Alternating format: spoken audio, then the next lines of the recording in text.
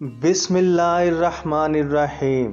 तू नफ्स की तमन्ना पूरी करने में मसरूफ़ है और वो तुझे बर्बाद करने में। जब तुझे किसी हालत पे रखा जाए, यानी तुझे जिस हाल में भी रखा जाए, तू उससे आला की आरज़ू न कर बल्कि उससे अदना की ख्वाहिश का इरादा कर।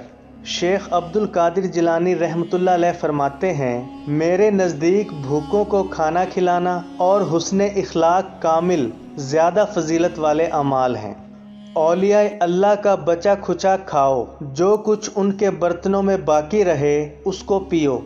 अल्लाह और उसके रसूल सल्लल्लाहु अलैहि वसल्लम की मोहब्बत फ़क्र फाका से जुड़ी हुई है।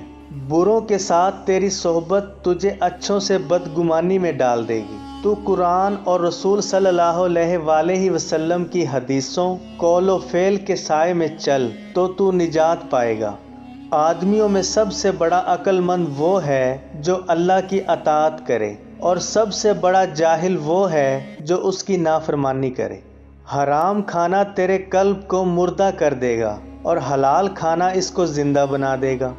सही गौर व फिक्र करने से तवक्कल दुरुस्त होता है और दुनिया दिल से गायब हो जाती है, और वो जिन और इंसान, फरिश्तों और तमाम मखलूक़ात को भुला दिया करता है और सिर्फ़ याद और ज़िक्र अल्लाह में मशगूल रहता है। अगर तेरा दिल मुहज़्ज़ब हो जाता है तो यकीनन तेरे तमाम आज़ा मुहज़्ज़ब बन जाते हैं, क्योंकि दिल आज़ा का बादशाह है। बस जब बादशाह मुहज़्ज़ब बन जाता है तो रइयत भी मुहज़्ज़ब बन जाती है।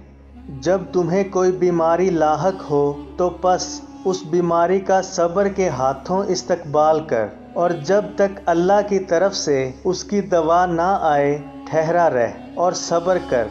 बस जब दवा आ जाए तो उस दवा का शुक्र के हाथों इस्तकबाल कर।